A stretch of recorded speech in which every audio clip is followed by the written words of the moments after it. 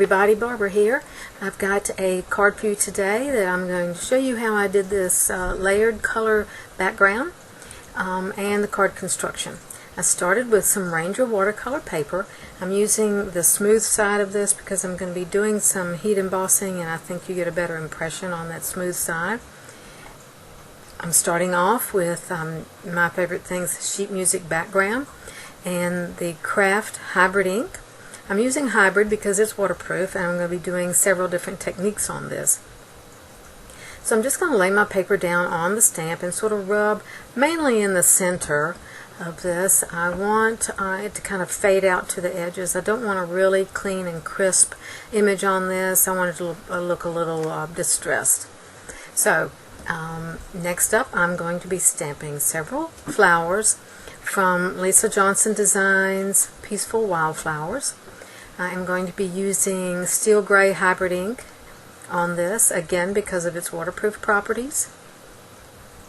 I'm going to be using the steel gray, as I mentioned, and I'm going to ink up 3 different images and place them on the left side in sort of an arrangement. First is this kind of long spiky one that really makes a good image for the back of your arrangement. And then next I'm going to do a smaller one with sort of a round flower. I'm going to move that down a little bit. I did a sample of this earlier, so I kind of know where I want to put my flowers. And then now I have a little bit taller one that's going to go a little bit further up. And I tried to arrange it so that my stems kind of all converged, so it looked like they were in an arrangement. So next up, I am going to be stamping an image from Jumbo Abstract Art, and I'm going to do some heat embossing with this. So I have used my anti-static powder, and the first thing I'm going to do is ink this up with snow cone dye ink.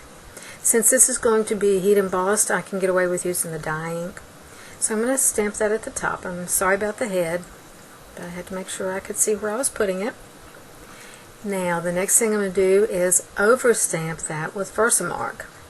And yes, I do know that you can, did you catch that where I stamped it with the wrong ink? Okay, now I have the Versamark, and I'm overstamping my snow cone. Yes, I do know that you can ink it up with the Versamark and the ink, and then heat emboss. And I have tried that. It doesn't work as well for me as this, but if that works for you, then go for it. And you can see the powder on there, and I'm going to take it off camera to heat emboss. And now I want to try to get it so you can see the shine. There you go. You can see the shine there. Next up, I'm going to do the very same thing with Berrylicious dye ink, which is just a little bit darker value, basically of the same color. So I'm going to ink it up with the Berrylicious ink, and then I'm going to ink it up again with the Versamark. This image is pretty large and doesn't have a lot of really detailed areas, so it's really easy to overstamp it with the Versamark. And then put the powder on and heat emboss. And I'll take it off camera to do the heating. And there we have now, we've got 2 of those. And you can really, if in real life, you can see both of the colors. And next I'm going to use a blue raspberry to do the very same thing. A little further down on my card.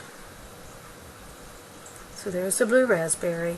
And now I'm going to overstamp with the Versamark. And then put my powder on. And again, I will take it off camera to heat emboss.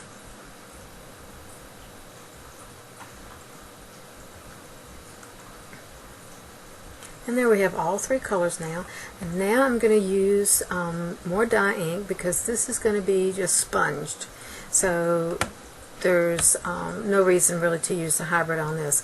I'm using Peach Bellini and Coral Crush for the two bottom colors, and I'm just going to use a blending tool. And first of all, I'm going to apply the Peach Bellini up as far as I think I want that. And as soon as I get that, all that on that I want, I'm going to go back from the bottom with the Coral Crush and just add some of that at the bottom to darken it up. I want it to be sort of a blended out of the color. So there we go with the Coral Crush at the bottom.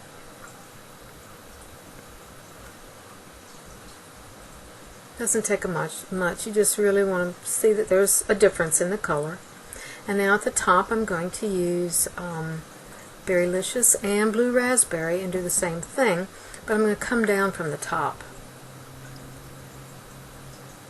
and blend that in, the Berrylicious into the Peach Bellini there a little. And then when I've got that the way I want it, I'm going to add the Blue Raspberry just at the top and the edges to sort of show some just shadow, I guess. Not a lot.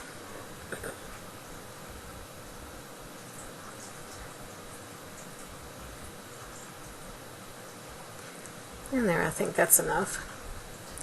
And the next thing I'm going to do now is pop this up on a Kraft cardstock base. It is A2 size, and I'm just going to pop it up with some foam tape I've already got cut.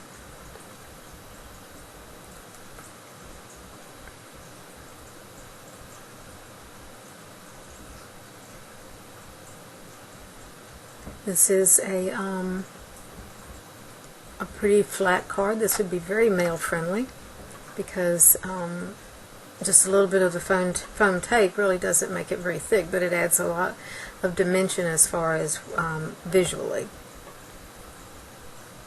So that's on the card base, and then the next thing I'm going to do is add my sentiment, which I've already got prepared.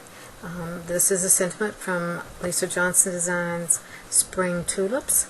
I've stamped it on steel gray cardstock with Versamark and then heat embossed with white embossing powder. And I'm just going to also pop that up on some little pieces of foam. But you know what I forgot that I really wanted to do is I wanted to splatter this a little bit, because that dye ink that I used for the sponging will move really nicely if you splatter it with some water. So I hadn't really pressed that down really tight, the sentiment, so I could easily get it off without damaging my card. And now I'm just using some clean, clear water and just splattering it on the dye ink. Obviously, where it's heat embossed, it won't make any difference, and the hybrid ink, it won't make any difference since it's waterproof.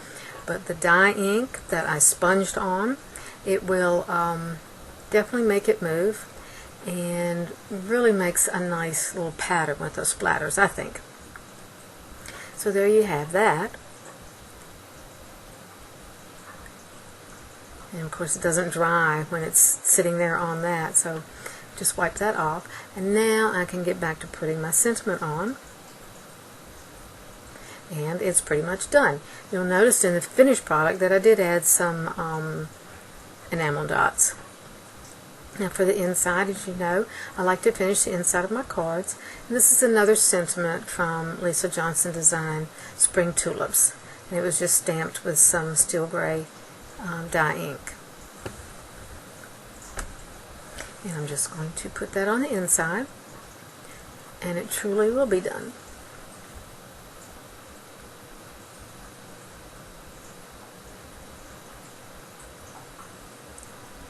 And there you have it. Thanks so much for watching.